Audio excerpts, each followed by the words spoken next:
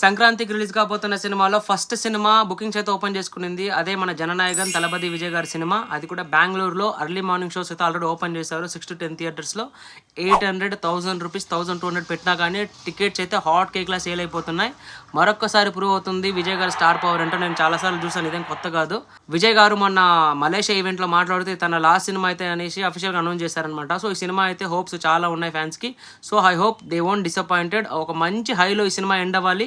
They should feel సాటిస్ఫాక్షన్తో ఈ cinema నుంచి బయటకు అయితే రావాలని కోరుకుంటున్నాను. యాజ్ ఒక హీరో ఫ్యాన్గా వాళ్ళ ఎమోషన్ అయితే నేను అర్థం చేసుకోగలుగుతాను. ఈ సినిమా కేవెన్ ప్రొడక్షన్స్ అనమాట, కర్ణాటక బ్యానర్, అంటే కర్ణాటక ప్రొడ్యూసర్స్. వేరే స్టేట్లో ఏమో కానీ కర్ణాటక వరకు అయితే ఒక మంచి రిలీజ్ అయితే రాబోతుంది విజయ్ గారి సినిమాకి. టికెట్స్ రేట్స్ అనేది మనము ప్రొడ్యూసర్ కానీ బ్లేమ్ చేయాలి, ఎందుకంటే ఎండ్ ఆఫ్ ద డే ఇది బిజినెస్. సో వ్యాపారం అనమాట. సో వాళ్ళు నచ్చిన రేట్స్ వాళ్ళు పెడతారు, ఫ్యాన్స్ కొనే వాళ్ళు కొంటారు, లేకపోతే 10 గంటలకో మ్యాట్నీకో వెళ్తారనమాట. సో నేను కూడా అలాగే ఇప్పుడు 10 గంటలకు ఆరాంగా మ్యాట్నీకి 2 సినిమాలు చూడొచ్చు, అదే morning show, early morning show ticket రేట్స్తో.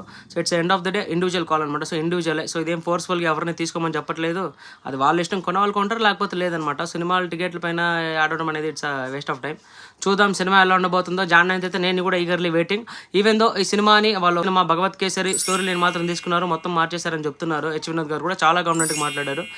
మలేషియాలో ఈవెంట్ ఏదైతే ఏందో ఆడియో ఫంక్షన్, అది మనకి Jan 4th జీ నెట్వర్క్లో అయితే స్ట్రీమ్ అవుతుంది. సో ఆ రోజు అందరూ చూడొచ్చు అనమాట. విజయ్ ఫ్యాన్స్ అయితే ఈగర్లీ వెయిటింగ్ అనమాట సినిమా గురించి, ఎందుకంటే last cinema they want to celebrate him more. Jan 9th కోసం ఐఎమ్ వెయిటింగ్.